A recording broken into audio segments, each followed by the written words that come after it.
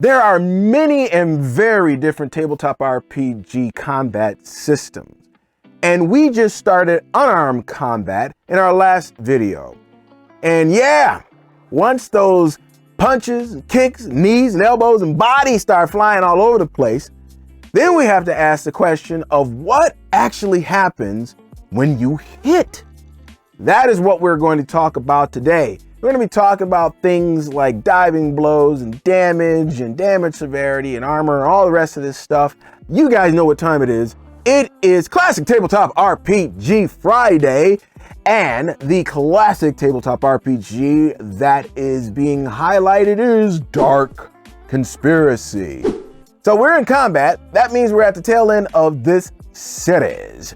Let's start it off with diving blows and dive right into this video by rolling that transition. Now, in our last video, we talked a little bit about diving blows when I didn't talk about the effect of diving blows. Okay, so this is how this works. First, you're gonna have to find your to hit value. And you do that by rolling 1d6 and then adding that to twice your constitution. So let's do this with Marcus. Marcus has a constitution of 9. I did that on purpose because I didn't want him to die, you know? So I did that, I made his constitution high. All right, so he has a value of 9. So you multiply that times 2 and what do you get? 18. And let's say for the sake of argument, he rolled a 2 on 1d6. So he has a 20 value. Okay, so there's that. Now you compare that to the strength value of the defender or target. So let's say for the sake of argument, he's fighting against the cultists, and that's a kind of stock NPC in Dark Conspiracy. And so they have a attribute of 5 when it comes to strength. All right, so you're comparing the two, 20 and 5.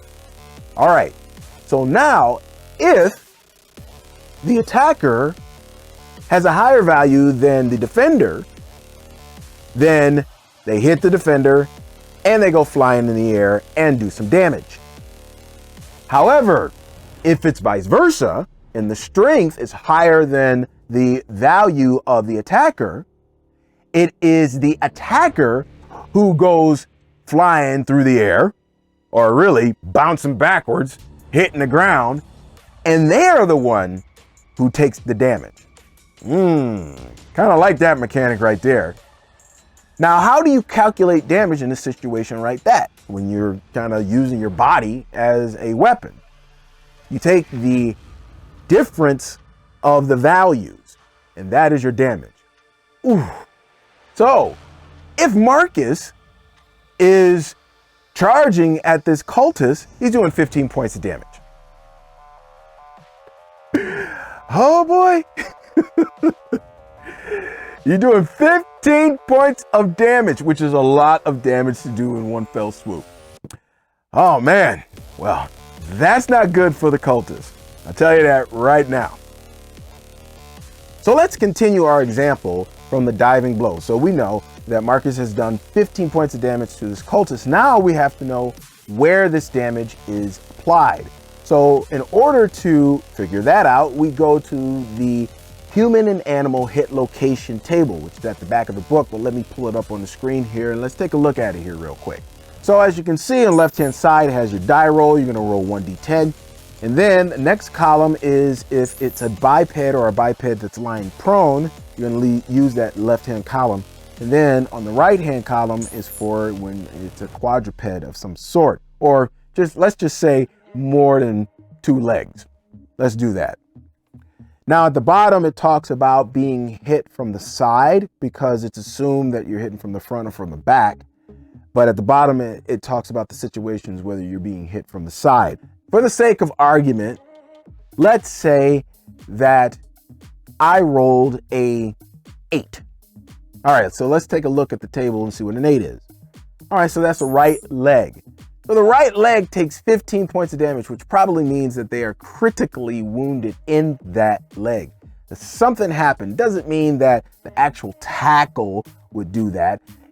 In a situation with a diving blow like that, they hit him, they went flying, they probably hit something, and that's what happened. Maybe open up a gash in the leg or something happened on the inside to where a bone broke, maybe hit an artery, who knows? You can use your imagination on how the damage is applied. But all of this matters because it matters when it comes to wound severity. And that is what we're going to take a look at next.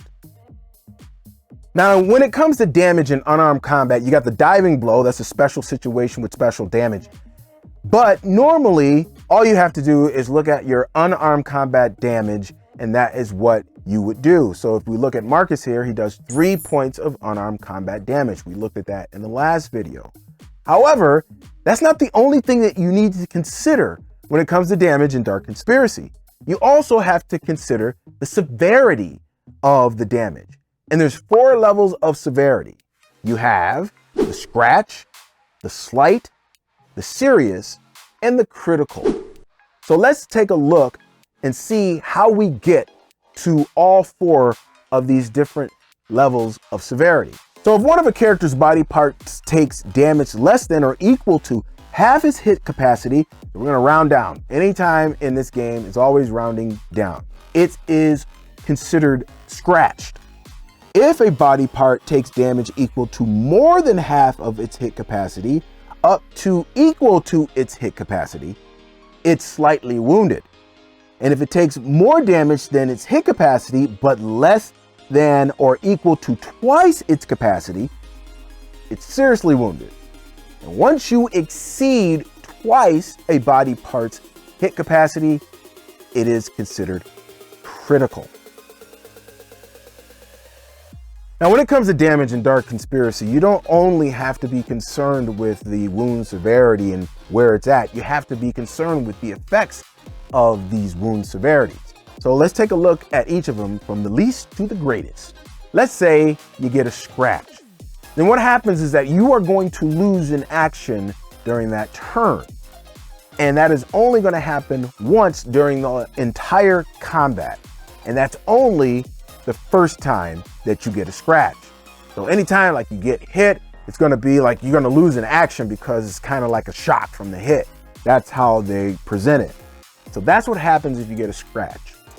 However, if you get a slight wound, now things are starting to go downhill because you're now going to lose one of your initiative. And you can only do this one time during the combat. Again, however, like in the case of Marcus, he's only got a 1 in initiative. So what happens if he hits a 0? If you get a 0, you can't do anything. So having a slight wound will basically knock Marcus out of the fight because anytime your initiative goes to 0, you can't do anything. A serious wound is serious, and there's several things that actually happens with a serious wound. So let's take a look at them. It reduces your character's strength by half, and it also causes another 2-point reduction in initiative. So if you still were able to do an action within the combat turn, chances are you're not going to be able to do anything. I mean, you're going to have an initiative of 4 or higher in order to do anything after you take a serious wound and a slight wound, because those 2 initiative values, that is cumulative. So you lose the 1 and you lose the 2 if you take a serious.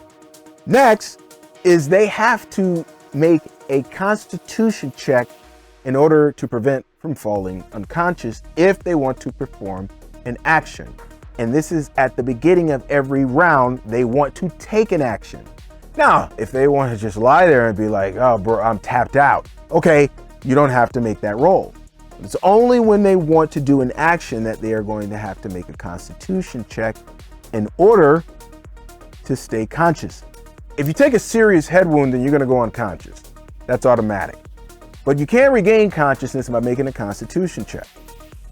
So making a constitution check, again, you have to roll equal to or under whatever your constitution is. In the case of Marcus, his constitution is 9.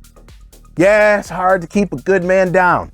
He probably is going to stay conscious and be able to do something even though he has a serious wound.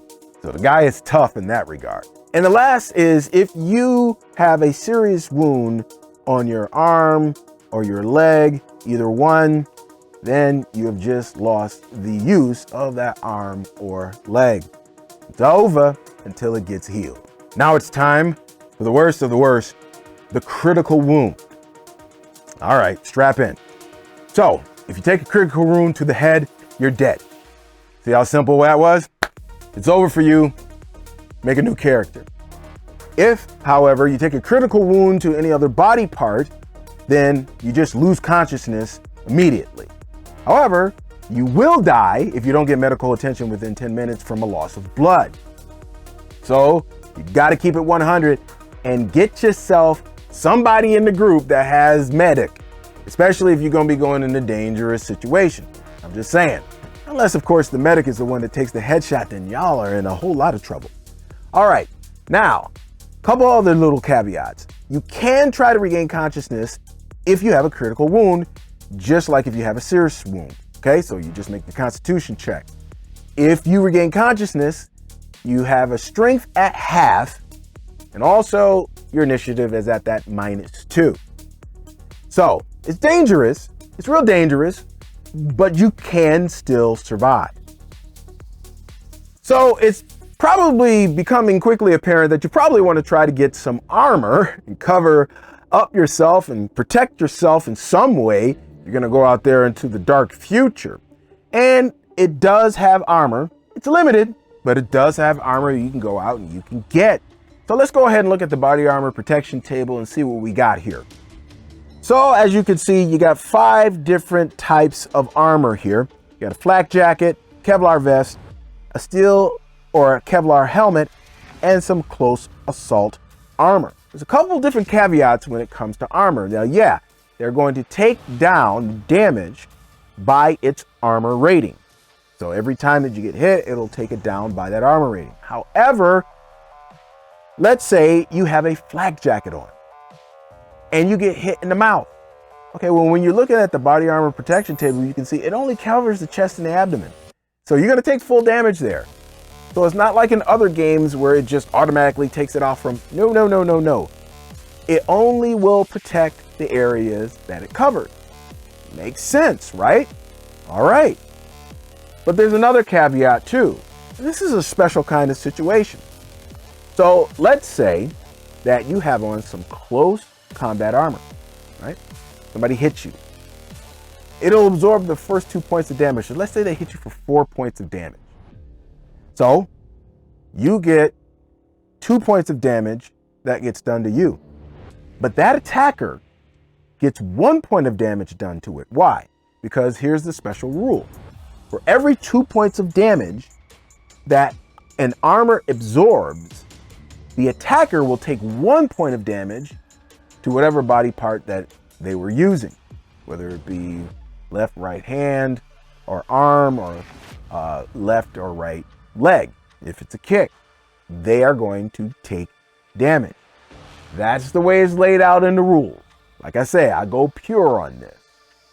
The example they gave in the book was not a good example because they said it was done with a flak jacket, but as we can see on the body armor protection table, that absorbs 1, and I'm going to assume that this is from 1 hit and not cumulative over time because that really wouldn't make any sense. But still, whatever armor that you can afford, I would go ahead and get, because this is the dark future.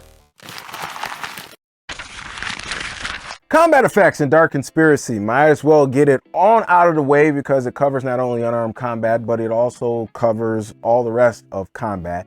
So we got that out of the way right up front. Hey, if you got any value out of this video today and learned something new or entertain or anything at all, could you do me a solid and could you just tap that like button? Also, if you want to stick around, I'll come out with videos, God willing, every Tuesday and Friday. I'm going to keep it up for as long as I possibly can, y'all. Working hard over here.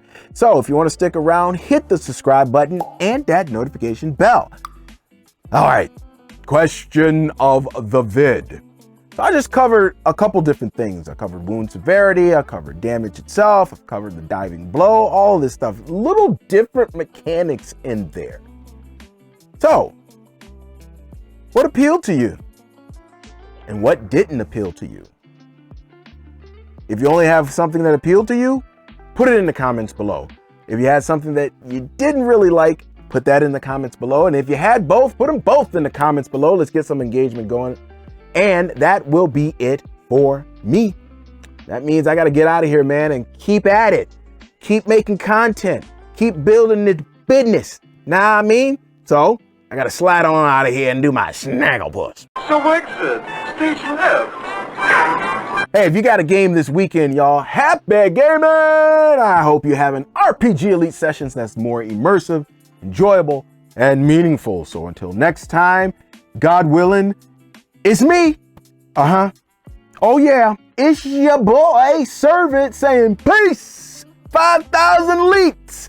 Watch this video up here, and I am out.